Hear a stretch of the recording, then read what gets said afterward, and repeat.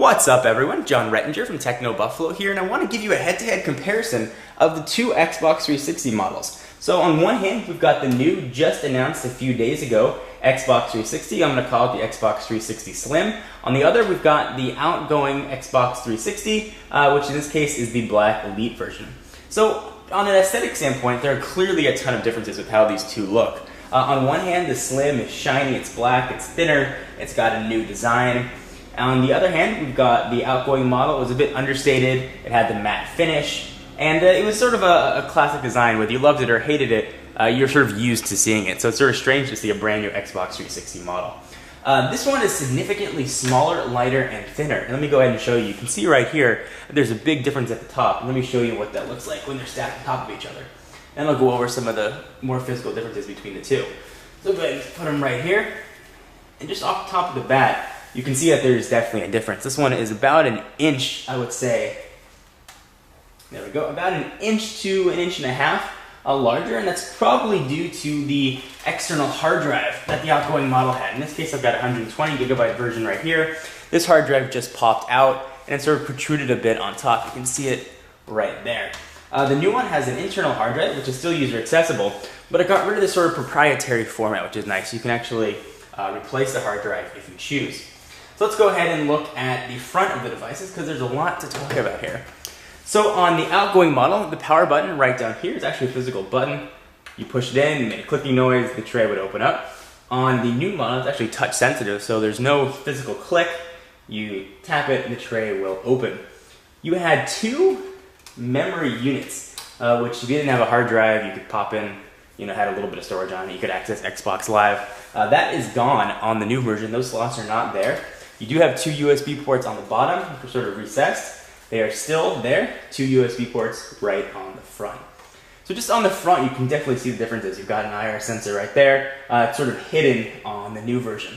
This one also is sort of riddled with vents. Vents are everywhere on this new Xbox 360. You've got vents on the side. We've got vents on the top, and sort of in that diagonal look. Vents on the other side, and there's nothing on the back. And speaking of the back, let's talk about the differences here between the two, because there's a lot to discuss. Go ahead and put this one on its back. So you can see the outgoing model was sort of shy on ports. It had a USB port, your Ethernet port, HDMI port. In some cases, some of the older models didn't have that, and that weird proprietary AV port, and a very sort of strange power port. And that was about it. That was all you had. The new model has a bit more going on in the back. It's got a new power button, or a new power port, uses just sort of a two-pronged approach. You've got optical audio, HDMI, that same proprietary port, Ethernet, the new AV port, which is going to be for the Kinect, which is the motion sensing controller, previously Project Natal, although all older Xbox 360s will be Kinect capable. I assume it'll just be a little bit of an adapter. And now 3 USB ports. And if you want to go wireless, none of these have to be used now with a wireless adapter. This now comes with 802.11n. So if you have a wireless network and using an N, you'll have very fast internet and very fast data transfers, which is quite nice. So one of the other gripes about the Xbox was the power brick, was that it was huge. The power brick was gigantic and really lived up to its name as being a brick. So let me show you what that looks like and show you a comparison with the new model. Got them right here. So here is the outgoing Xbox power brick. You can see very large. And here is the new one. Still large, but definitely smaller. And actually uses a bit less power as well. So one of the other knocks on the Xbox was that it was quite loud. You could hear the tray spinning, you could hear the fans.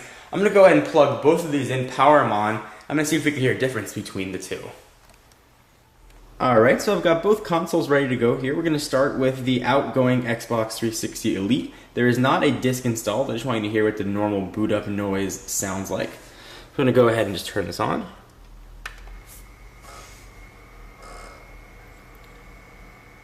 You can definitely hear it sort of spinning. You can hear the fans.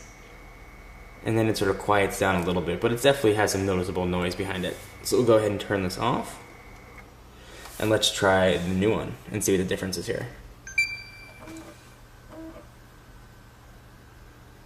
That's it. That's all the noise. It looks for a disc and it gets very quiet. You actually can't hear any sort of fan spinning at all.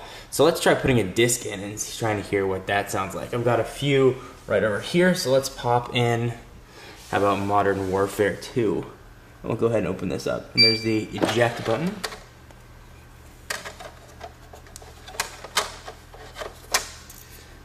So sort of another touch button right at the top. You can hear it spinning.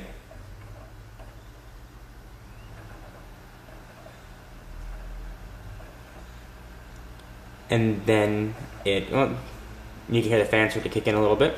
Now, one of the things you can do with the Xbox 360 is you can actually rip the games right to the hard drive. So this noise that you're hearing with the game, I wouldn't necessarily hear after you'd ripped it, but I do want you to sort of get a fair sense of what everything would sound like.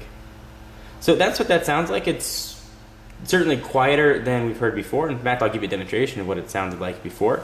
So go ahead and turn this sucker off. And actually I can feel it vibrating a little bit with my hands, and I can sort of feel the heat coming out and see the fan spinning, but it is definitely quieter. So go ahead and turn this off. And let's try the outgoing model, and we'll put in a disc as well. I've got Call of Duty World at War here. We'll try that. So we'll turn it on.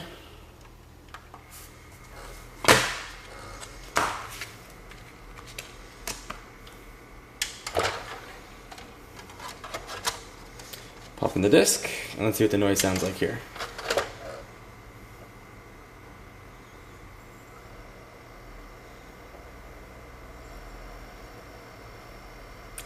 So there is a noticeable difference with the noise. This is maybe about half as loud as the newer model. You can definitely hear it. But again, once you rip the game to the hard drive, it is pretty quiet. So we'll go ahead and turn that off. So anyway guys, I wanted to give you just a quick overview and comparison about the outgoing versus the new Xbox 360 models and see if you thought it was worth an upgrade or not. That's going to be your opinion. Here they are sort of next to each other. You can get a last look about what the differences are, about how they appear. So guys, for all their exclusive Xbox 360 content, be sure to check out technobuffalo.com and of course the YouTube channel at youtube.com/John4Lakers. And also I'll be doing a full comparison of the new Xbox 360 versus the PlayStation 3, and that's the PlayStation 3 Fat version. Anyway, for exclusive content, check me out at Twitter, twitter.com/John4Lakers. I am John Rettinger, and I will see you in the next video. Bye-bye.